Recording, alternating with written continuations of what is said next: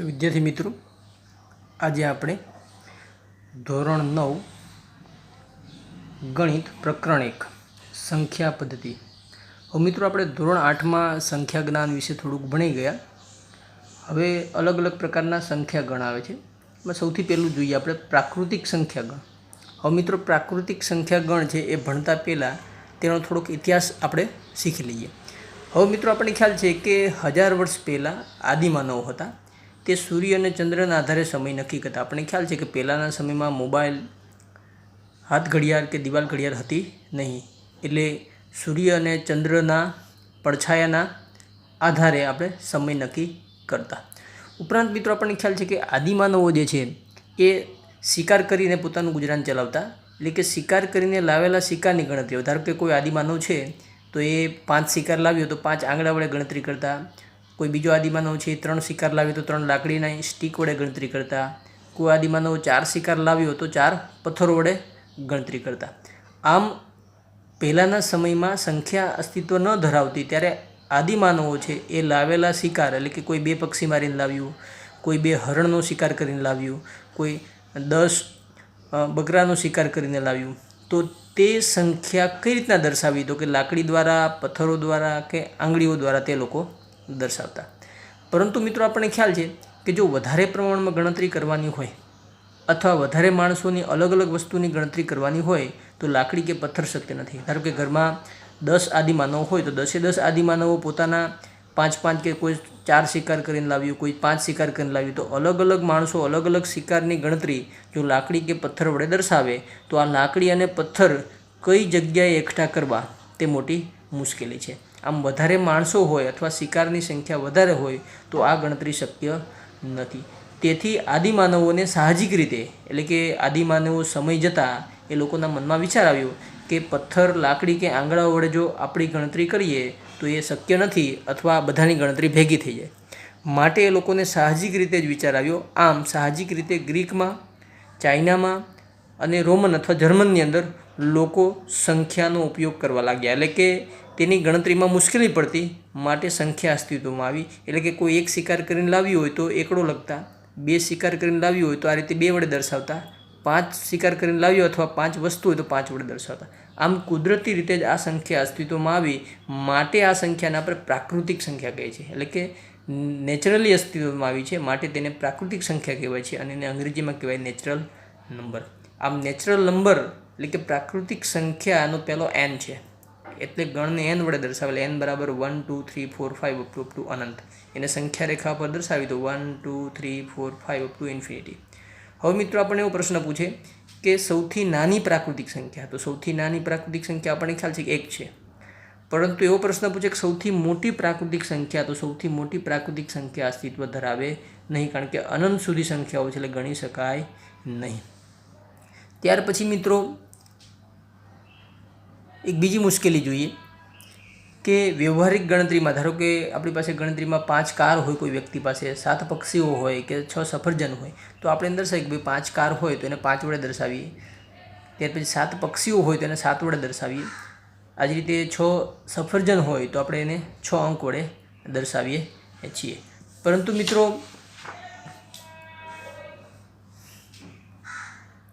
કોઈ આપણને પ્રશ્ન પૂછે કે મિત્રો કોઈ કાર નથી કે પક્ષી નથી કે સફરજન નથી। હવે ધારો કે કોઈ વ્યક્તિ મને પૂછે કે ભાઈ મારી પાસે એક પણ કાર નથી, મારી પાસે એક પણ પક્ષી નથી, મારી પાસે એક પણ સફરજન નથી, તો મારે તેને કઈ રીતના દર્શાવવું? એટલે કે કોઈ પણ વસ્તુ ન હોય તો એને કઈ રીતના દર્શાવવું? માટે 0 અસ્તિત્વમાં આવ્યું। એટલે કે 0 વડે આપણે દર્શાવીએ, 0 મતલબ કોઈ સંખ્યા નહીં, એટલે કે કોઈ પણ કાર, પક્ષી કે સફરજન ન હોય તો એને મારે દર્શાવવું તો થઈ શકાય કે ભાઈ મારી પાસે 0 કાર છે, મારી પાસે 0 પક્ષી છે અથવા મારી પાસે 0 સફરજન છે, માટે 0 અસ્તિત્વમાં આવ્યો। આમ જો પ્રાકૃતિક સંખ્યામાં શૂન્ય ઉમેરવામાં આવે તો વસ્તુની ગણતરી પૂર્ણ બને।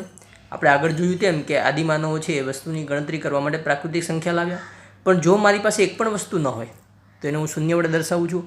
આમ પ્રાકૃતિક સંખ્યામાં શૂન્ય હું ઉમેરી દઉં તો મારી વ્યવહારિક ગણતરીની સંખ્યાઓ પૂરી બને, એક પણ ઘટે નહીં, માટે આ સંખ્યા ગણને આપણે નામ આપ્યું છે પૂર્ણ સંખ્યા।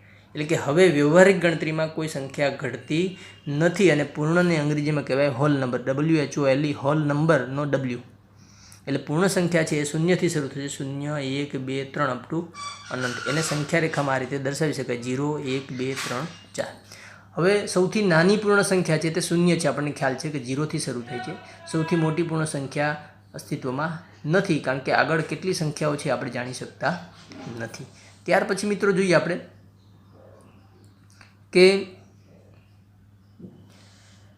વ્યવહારમાં તાપમાન. હવે આપણને ખ્યાલ છે કે મિત્રો દરરોજનું તાપમાન પેપરની અંદર આપણે વાંચીએ છીએ, ન્યૂઝની અંદર વાંચીએ છીએ કે આપણા મોબાઈલની અંદર, કે તાપમાન ઠંડુ હોય, સમતોલ હોય એટલે કે 0 હોય અથવા ગરમ હોય, બરાબર છે. તો તેના આંકડાકીય માપને, હવે આપણને ખ્યાલ છે કે તાપમાન ખૂબ જ ગરમ હોય એટલે કે 44 ડિગ્રી હોય, 45 ડિગ્રી હોય, તો આપણે એને 45 સેન્ટીગ્રેડ, 44 સેન્ટીગ્રેડ એના વડે આપણે દર્શાવીએ છીએ, આપણને ખ્યાલ છે મિત્રો, બરાબર છે. પરંતુ મિત્રો તાપમાન ખૂબ જ ઠંડુ હોય, આપણને ખ્યાલ છે કે પહાડી વિસ્તારમાં એટલે કે ઉત્તર ભારતમાં આપણે ફરવા જઈએ તો ત્યાં તાપમાન ખૂબ જ ઠંડુ હોય છે. હવે ધારો કે ઠંડુ હોય, બરાબર છે, તો તેના આંકડાકીય માપ છે એને આપણે માઇનસમાં દર્શાવીએ છીએ. કેમ? તો કે ગરમી છે એ ઘટતી જાય. હવે ગરમી ઘટતી આપણને ખ્યાલ છે કે સંખ્યા રેખા પર આપણે લખીએ આ રીતનું હું દર્શાવું, તો ધારો કે આપણું તાપમાન છે અમદાવાદનું એ 42 સેલ્સિયસ છે. હવે ઘટતું જેમ 0 પહોંચશે, તો 0થી પણ ઘટશે એટલે કે 1 આગળ આવશે, તો એને આપણે -1 દર્શાવીએ છીએ. કારણ કે ઘટતું તાપમાન છે, ઘટતું શૂન્ય આવે, શૂન્યથી ઘટે તો એ થશે જમણી બાજુની વિરુદ્ધ દિશા, અને આપણને ખ્યાલ છે કે વિરુદ્ધ દિશા છે તેને આપણે માઇનસ વડે દર્શાવીએ અથવા ઋણ વડે દર્શાવીએ. આમ તાપમાનના આંકડાકીય માપ દર્શાવવા માટે ઋણ 0 અને ધન સંખ્યા અસ્તિત્વમાં આવી.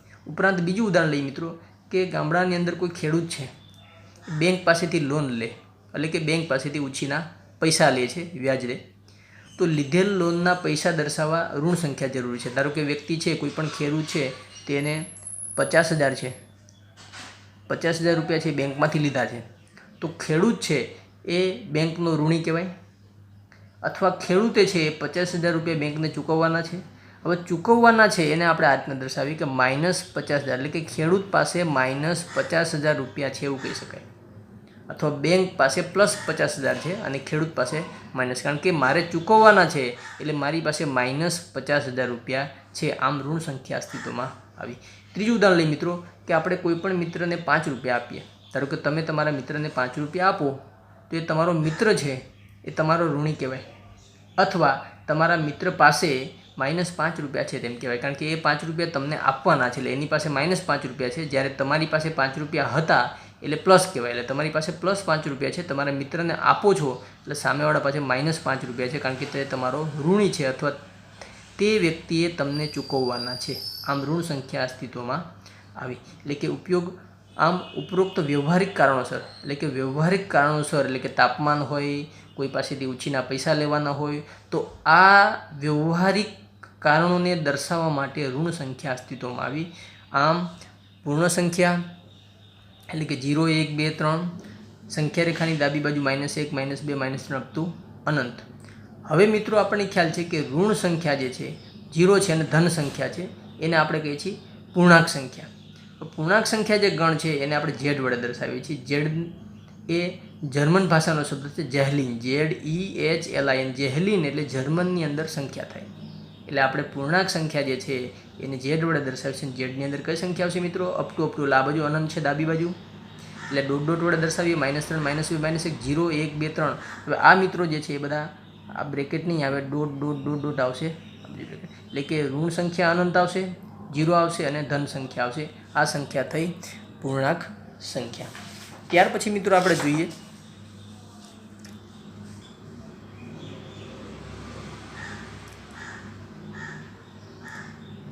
કે વિદ્યાર્થી મિત્રો તમારી પાસે એક વોટરમેલન છે અથવા તરબૂચ છે. હવે એ તરબૂચના તમારે 2 સમાન ભાગ કરવા છે, એટલે આ રીતના એક તરબૂચના 2 સમાન ભાગ કરીએ. હવે બંને સમાન ભાગ છે એને મારે સંખ્યાત્મક રીતે દર્શાવવો હોય તો શું કરું છું?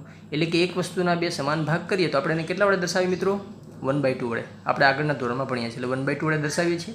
આમ અપૂર્ણાંક સંખ્યા અસ્તિત્વમાં આવે, એટલે કે કોઈ પણ વસ્તુના 2 સમાન ભાગ કરવા. એ જ રીતે ધારો કે કોઈ પણ વસ્તુ હોય એના મારે 3 સમાન ભાગ કરવાનો હોય. ધારો કે આ વસ્તુ છે લંબચોરસ આકારની, એના હું 3 સમાન ભાગ કરું તો દરેક ભાગ છે એને હું કઈ રીતના દર્શાવું? 1/3 એ મને ખ્યાલ છે. આ 1/3, આ 1/3, આ 1/3. આમ કોઈ પણ વસ્તુઓના જો ભાગ કરવામાં આવે તો તે ભાગને સંખ્યાત્મક રીતે અપૂર્ણાંક સંખ્યા વડે દર્શાવી શકાય, અને જે અપૂર્ણાંક સંખ્યા છે તેને કહેવાય સમય સંખ્યા. બરાબર છે. એને અંગ્રેજીમાં કહેવાય ક્વેશ્ચન નંબર, ક્વેશ્ચન QUOTINT અથવા રેશનલ નંબર, અથવા એને ગુજરાતીમાં કહેવાય સમય સંખ્યા. એટલે કે વસ્તુઓના ભાગ જો મારે દર્શાવવો હોય તો ફરજિયાત અપૂર્ણાંક સંખ્યા લખવી પડે, અને અપૂર્ણાંક સંખ્યા જે છે એને કહેવાય સમય સંખ્યા. એને અંગ્રેજીમાં કહેવાય ક્વેશ્ચન નંબર. ક્વેશ્ચનનો પહેલો અક્ષર Q છે એટલે એ ગણને આપણે Q વડે દર્શાવીએ છીએ. Q એટલે P/Q એટલે ભાગાકાર પ્રકારની સંખ્યા. ભાગાકાર પ્રકારની સંખ્યા જે છે, બરાબર છે, એ પૂર્ણાંક પણ હોઈ શકે, અપૂર્ણાંક પણ હોઈ શકે, બરાબર છે, અને જ્યાં છેદ 0 નથી. હવે મિત્રો આપણને પ્રશ્ન થાય કે આપણે પ્રાકૃતિક સંખ્યા ભણ્યા, પૂર્ણ સંખ્યા ભણ્યા, પૂર્ણાંક સંખ્યા ભણ્યા, તો પ્રાકૃતિક, પૂર્ણ અને પૂર્ણાંક સંખ્યા જે આપણે ભણ્યા છીએ તે બધી સંખ્યાઓ જે છે એને આપણે સમય સંખ્યા કહેવાય. તો મિત્રો આપણે સમજી લઈએ કે n આપણે ભણી ગયા, n બરાબર 1 2 3 અપ ટુ 2 ભણ્યા, W ભણી ગયા, Z ભણી ગયા. ખ્યાલ હોય મિત્રો? હવે ઝેડની કોઈ પણ સંખ્યા દાખલા તરીકે લઈએ -4, તો -4 છે એને હું લખી શકું -4/1. તો આ સંખ્યા જે છે મિત્રો એ થઈ ભાગાકાર પ્રકારની સંખ્યા. એ રીતે ધારો કે પ્રાકૃતિક સંખ્યા 5 લઈએ તો 5 ને છેદમાં 1 લખાય, બરાબર 5 જ થાય. તો આ સંખ્યા પણ સમય સંખ્યા થઈ. આમ મિત્રો કહી શકાય કે કોઈ પણ સંખ્યા જે છે એટલે કે કોઈ પણ પ્રાકૃતિક સંખ્યા છે, પૂર્ણાંક સંખ્યા છે કે પૂર્ણ સંખ્યા છે, એ બધી સંખ્યાને સમય સંખ્યા કહેવાય. ખ્યાલ આવે મિત્રો? એટલે આપણે વ્યવહારની અંદર દાખલા તરીકે 5/2 છે, 7/3 છે, આ બધી સંખ્યાઓ જે છે એને કહેવાય સમય સંખ્યાઓ. ત્યાર પછી મિત્રો જોઈએ આપણે આગળ કે કોઈ મકાનની એક બારી આપેલી છે, આ પ્રકારની એક લંબચોરસ બારી છે. હવે બારીની અંદર મને ખ્યાલ છે મિત્રો આ રીતની ડિઝાઇન આકારની 2 પટ્ટી બનાવવાની છે. એક CA આકારની એક પટ્ટી બનાવવાની છે અને એક આ પટ્ટી બનાવવાની છે. હવે ધારો કે મિત્રો આ પટ્ટી મારે બનાવવાની હોય તો આ પટ્ટી જે છે એની લંબાઈ કેટલી છે મારે શોધવી હોય તો ગણિતની મદદથી કઈ રીતના શોધવું? તો કે મને ખબર છે મિત્રો A, B અને C એ કાટકોણ ત્રિકોણ થાય.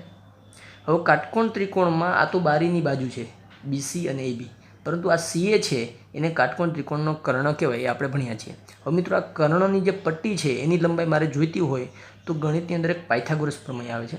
પાયથાગોરસ પ્રમેય એટલે કાટકોણ ત્રિકોણ માટે કર્ણની બાજુનો વર્ગ બરાબર બાકીની 2 બાજુના વર્ગનો સરવાળો, એટલે કે BCનો વર્ગ પ્લસ ABનો વર્ગ.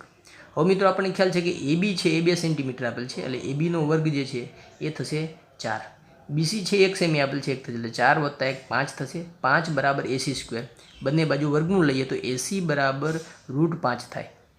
હવે મિત્રો આપણને ખબર છે કે √5 જે છે એ પૂર્ણ વર્ગ નથી એટલે એનું વર્ગમૂળ મળે નહીં, અને માટે તે સંખ્યાને આપણે અસમય સંખ્યા કહીએ છીએ. એટલે આવી વ્યવહારિક ગણતરીની અંદર એટલે કે બારી જે છે એમાં કાટકોણ ત્રિકોણ આગળ એક પટ્ટી લગાવવાની હોય અને બારીની લંબાઈ જે છે એ 2 સેન્ટીમીટર છે અને આ BC છે 1 સેન્ટીમીટર હોય તો ગાણિતિક રીતે આ પટ્ટીની લંબાઈ આપણને √5 મળે.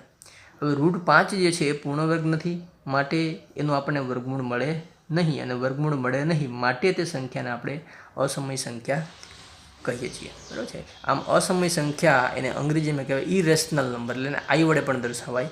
એને ગુજરાતીમાં કહેવાય અસમય સંખ્યા. એમાં આવશે √2, √5, √7 એટલે કે પૂર્ણ વર્ગ ન હોય તેવી બધી જ સંખ્યાઓ છે એને કહેવાય અસમય સંખ્યા. બીજી રીતે જોઈએ મિત્રો તો √2 છે એને આપણે કેલ્ક્યુલેટરમાં જોઈએ તો 1.414213, √3 આ રીતે મળશે, √5 આ રીતે મળશે.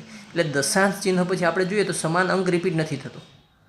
બધામાં સમાન અંક કે સમાન ગ્રુપમાં અંક રિપીટ થતો નથી માટે એને કહેવાય અનંત અનાવૃત. અનંત એટલે દશાંશ ચિહ્ન પછી અસંખ્ય આંકડાઓ આવશે. અનાવૃત એટલે કે આવૃત ન થાય, આવૃત એટલે ગુજરાતીમાં રિપીટ કહેવાય, પુનરાવર્તન. એટલે કે અનંત એટલે કે દશાંશ ચિહ્ન પછી સમાન અંક રિપીટ થતો નથી. અનંત અંક છે પરંતુ સમાન નથી માટે એને કહેવાય અનંત અનાવૃત. જ્યારે સમય સંખ્યામાં મિત્રો કેવું આવે? દાખલા તરીકે સમય સંખ્યા આપણે ભણ્યા P/Q. P/Q છે એમાં દાખલા તરીકે હું ઉદાહરણ લઉં તો 100/3. 100/3 લખી મિત્રો. 100/3 લઈએ આપણે, બરાબર છે. હવે મિત્રો આપણે સમય સંખ્યામાં દાખલા તરીકે 100/3 લખીએ. 100/3. મિત્રો આપણે ખબર છે ભાગાકાર કરીએ તો 100/3 33.33333333 આવશે. એટલે મિત્રો આ સંખ્યાની અંદર પોઈન્ટ પછી આપણે જોઈએ તો સમાન અંક રિપીટ થાય છે. અપૂર્ણાંક સંખ્યા છે જ એટલે કે √2 છે મિત્રો આપણે જોયું તો √2 પણ અપૂર્ણાંક સંખ્યા છે. 100/3 પણ અપૂર્ણાંક સંખ્યા છે, પરંતુ 100/3માં પોઈન્ટ પછી સમાન અંક આવે છે, એટલે આને કહેવાય અનંત આવૃત. અનંત અંક છે પણ આવૃત એટલે રિપીટ થાય છે, એટલે અનંત આવૃત જે છે એટલે કે પોઈન્ટ પછી સમાન અંક રિપીટ થાય છે માટે સમય સંખ્યા છે. જ્યારે આ √2, √3, √5 છે એમાં પોઈન્ટ પછી સમાન અંક રિપીટ થતા નથી, એટલે કહેવાય અનંત અનાવૃત. અનાવૃત એટલે પુનરાવર્તન થતું ન હોય તેવું. ખ્યાલ આવે મિત્રો? એટલે સમય અને અસમય બંને અપૂર્ણાંક જ આવશે, પરંતુ એટલે કે સમય સંખ્યા જે પૂર્ણાંક પણ આવે અપૂર્ણાંક પણ આવે, પરંતુ જો સમય સંખ્યા અપૂર્ણાંક આવે ત્યારે પોઈન્ટ પછી સમાન અંક હશે, અથવા આ રીતનું હશે. દાખલા તરીકે કોઈ પણ સંખ્યા આવેલી કે 24, 1 2 3, 1 2 3, 1 2 3, પોઈન્ટ પછી સમાન ગ્રુપ આવે છે રિપીટ. જો તો આ સંખ્યા જે છે એને પણ સમય સંખ્યા કહેવાય, કારણ કે પોઈન્ટ પછી સમાન ગ્રુપમાં અથવા સમાન અંક રિપીટ થતો હોય તો તેને સમય સંખ્યા કહેવાય, પરંતુ દશાંશ ચિહ્ન પછી સમાન અંક રિપીટ ન થતો હોય તો તેને અસમય સંખ્યા કહેવાય.